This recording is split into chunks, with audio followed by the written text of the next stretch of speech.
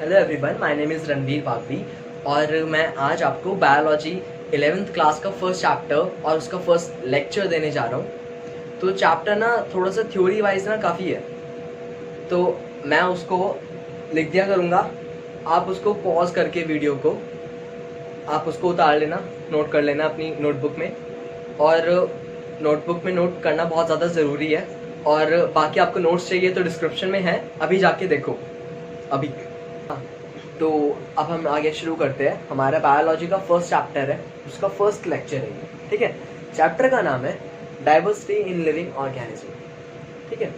तो सबसे पहला क्वेश्चन ये अराइज होता है कि लिविंग थिंग्स और नॉन लिविंग थिंग्स में क्या डिफरेंस है, ऐसी क्या प्रॉपर्टीज है जो कि एक लिविंग थिंग को और नॉन लिविंग थिंग को एक दूसरे से सेपरेट करती है।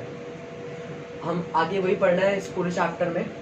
आगे और भी काफ़ी सारी चीज़ें हैं, तो वही सब है। तो सबसे पहली बात, what is living life to be the property that separates the living things from non living. मतलब कुछ ऐसी प्रॉपर्टीज़ है जो कि लिविंग थिंग्स को नॉन लिविंग थिंग्स से अलग कर सकती है। उनमें से क्या है? सबसे पहली बात, ग्रोथ। ग्रोथ मतलब किसी भी चीज़ का मास में या फिर साइज में इंक्रीज होना। रिप्रोडक्शन, अपने ऑफस्प्रिंग्स बनाना, चाहे वो सेक्सुअली हो रहे या फिर असेक्सुअली। मेटाबॉलिज्म, हमारी बॉडी में जितने भी रिएक्शंस वगैरह होती है वो सब मेटाबॉलिज्म में आती है। जितनी भी हमारी केमिकल रिएक्शंस है हमारी बॉडी में, सबके सब मेटाबॉलिज्म में आती है। Respond to stimuli. Respond to stimuli, अगर किसी ने तुमको कोई पिंच करा तो तुम्हें वो पता लगता है कि मतलब हाँ, तो तुम उस वक्त जो रिस्पॉन्ड करते हो तो वो सिर्फ स्टिमुलाई की वजह से होता है। सेलुलर स्ट्रक्चर, सेलुलर स्ट्रक्चर का ये होता है कि मतलब जो हमारी बॉडी है पूरी की पूरी सेल से बनी हुई है। डेफिनाइट लाइफ साइकिल, तो इसका क्या है कि मतलब सबके पास ना सबकी एक प्रॉपर लाइफ साइकिल होती है और वो कभी चेंज नहीं होती है। बाय चांस वो कभी कभी इवोल्यूशन की वजह से हो जाती है, लेकिन काफ़ी टाइम बाद। न्यूट्रिशन बेस्ड, अब ये डिपेंड करता है कि उनका न्यूट्रिशन कैसा है। बहुत सारे न्यूट्रिशंस होते हैं, आगे पढ़ेंगे साथ में। हाँ, तो अब सबसे पहली कैरेक्टरिस्टिक आती है, वो आती है हमारी ग्रोथ। तो ग्रोथ में क्या होता है कि हम सबको पता है कि सारे के सारे लिविंग ऑर्गेनिज्म बढ़ते हैं, इंक्रीज करते हैं, चाहे मास में या साइज में। उस चीज़ को हम ग्रोथ कहते हैं। अब चाहे वो कोई भी लिविंग ऑर्गेनिज्म, सबके सब ग्रोथ करते हैं, सब बढ़ते हैं। सबसे पहली बात यही कि जितने भी लिविंग बींग्स है सबके सब ग्रो करते हैं। फिर बात आती है कि जो मल्टी सेलुलर ऑर्गेनिज्म है और जो यूनिसेलुलर ऑर्गेनिज्म है, उन दोनों का जो ग्रोथ का पैटर्न है वो अलग अलग है।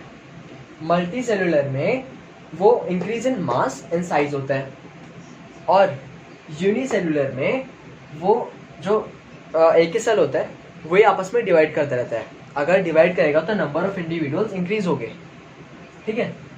अब प्लांट्स में क्या होता है कि जो प्लांट्स होते हैं और जो एनिमल्स होते हैं, इनका भी आपस में जो ग्रोथ रेट होता है वो अलग अलग होता है। इनका जो पैटर्न होता है वो अलग अलग होता है। तो प्लांट्स का जो होता है, उनकी ना पूरी जितना भी लाइफ स्पैन है पूरा का पूरा, वो अपने पूरे लाइफ स्पैन में ग्रो करते रहते हैं, ठीक है। और एनिमल्स में क्या होता है, एक डेफिनाइट ग्रोथ होती है इनकी, वो भी सिर्फ एक सर्टेन एज तक।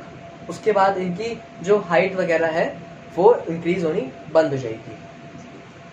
अब आगे आती है कि जो जो लिविंग ऑर्गेनिज्म है वो मेनली किससे होती है, उनमें ग्रोथ वो होती है अंदर हमारी बॉडी के अंदर जो सेल डिवीजन होता है उस वजह से होती है। अब ग्रोथ हमने पढ़ा कि मतलब सब के सब इंक्रीज करते हैं। जो हमारा यूनिसेलुलर है वो नंबर ऑफ इंडिविजुअल्स इंक्रीज होने की वजह से बढ़ता है, और जो मल्टी सेलुलर है वो हमारा मास और साइज के इंक्रीज होने की वजह से बढ़ता है। अब आगे इसमें एक्सेप्शन है, पहले इसको नोट कर लो, वीडियो पॉज करो और नोट। हाँ, तो जैसे कि मैंने बताया था कि ग्रोथ में एक एक्सेप्शन भी है। तो उसमें क्या है कि ग्रोथ ना नॉन लिविंग थिंग्स भी करती है। जैसे कि आपके पास ना कोई मिट्टी का ढेर है, ठीक है, आप उस पर और मिट्टी डालते जा रहे हो तो वो और ज़्यादा ग्रो करेगा। तो इस चीज़ को भी वो साइज में ग्रो कर रही है, तो इस चीज़ को भी ग्रोथ कहते हैं। तो इसी वजह से ना हम ग्रोथ को एक डेफिनेट प्रॉपर्टी नहीं मानते लिविंग ऑर्गेनिज्म के लिए। तो हम इसको नहीं गिनेंगे कि मतलब जो चीज़ ग्रोथ करती है वो लिविंग ऑर्गेनिज्म है, इसको नहीं गिनेंगे। आगे चलते हैं। आगे आता है रिप्रोडक्शन। रिप्रोडक्शन की सबसे पहली बात ये कि हम उसमें प्रोजेनी बनाते हैं। अब चाहे वो यूनिसेलुलर हो या फिर मल्टी सेलुलर हो, दोनों के दोनों आगे खुद अपने आप को डिवाइड करते हैं, प्रोजेनी बनाते हैं। ठीक है। अब यूनिसेलुलर में क्या केस होता है, वो ना ग्रोथ और रिप्रोडक्शन एक साथ होता है।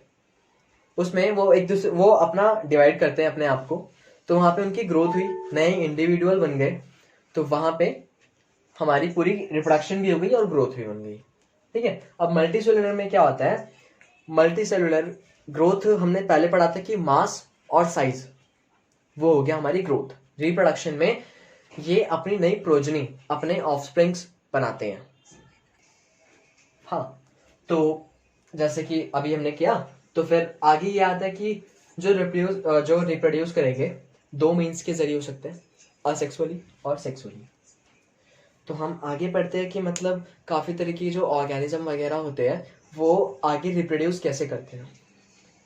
वीडियो पॉज करो और नोट कर लो। हाँ, तो अब हम आगे रिप्रोडक्शन हमने किया था, तो हम उसके बारे में आगे पढ़ते हैं कि मतलब और जो डिफरेंट काइंड्स ऑफ ऑर्गेनिजम्स हैं वो कैसे रिप्रोड्यूस करते हैं। तो सबसे पहली बात क्या आता है, फंजाई। तो फंजाई में क्या होता है, फंजाई अपने आप को मल्टीप्लाई करता है, अपने आप को ग्रो करता है इसी की हेल्प से, कि मतलब जो उसके मिलियंस ऑफ असेक्सुअल स्पोर्स होते हैं वो उन्हीं की वजह से आपस में मल्टीप्लाई होते हैं और ग्रो होते हैं। यीस्ट और हाइड्रा में बडिंग के जरिए होता है कि मतलब ये जैसे कि हाइड्रा का है, तो यहाँ पे एक साइड में एक बर्ड उग जाते हैं, इस वजह से यहाँ पे ये ग्रोथ हो जाती है। प्लानेरिया, इसमें ट्रू रीजनरेशन होती है। इसमें कोई भी बॉडी पार्ट होता है, अगर वो कट हो जाए, तो जैसे कि हमने इसको यहाँ से कट कर दिया, तो इतना हिस्सा आगे वहां पे अपने आप दोबारा पूरी की पूरी बॉडी फॉर्म हो जाएगी। ठीक है। बैक्टीरिया, यूनिसेलुलर, एल्गी और अमीबा, मैंने पहले बताया था कि जो यूनिसेलुलर होते हैं उन सब में जो ग्रोथ है और जो रिप्रोडक्शन है दोनों एक ही बात है, मतलब सिनोनिम है। एक्सेप्शन सिर्फ हमारे पास सिर्फ तीन ही आती है, म्यूल्स, वर्कर बीज और इनफर्टाइल ह्यूमन कपल्स। म्यूल्स इसलिए आती है क्योंकि जो ये बनते हैं ये डोंकी और हॉर्स की मीटिंग से बनते हैं, और इस वजह से ये इनफर्टाइल होते हैं क्योंकि उन दोनों के क्रोमोसोम्स नंबर अलग अलग होते हैं। इस वजह से ये आगे रिप्रोड्यूस नहीं कर पाते। वर्कर बीज का क्या होता है कि इनमें सिर्फ सिंगल टाइप के क्रोमोसोम्स होते हैं। इनफर्टाइल ह्यूमन कपल्स, वो फर्टाइल नहीं है, उनकी फर्टिलिटी अच्छी नहीं होती है, इस वजह से वो रिप्रोडक्शन नहीं कर पाते। तो आज के लिए बस अभी इतना ही, हम आगे नेक्स्ट लेक्चर में पढ़ाएंगे। तो हम आगे नेक्स्ट लेक्चर में जो पढ़ाएंगे हमें मेटाबॉलिज्म बताना है, उसके टाइप्स बताने हैं, और आगे चैप्टर आगे कंटिन्यू करेंगे। बाकी डिस्क्रिप्शन में नोट्स दिए हुए हैं, जाके लिंक पे क्लिक करो और देखो, अभी जाओ।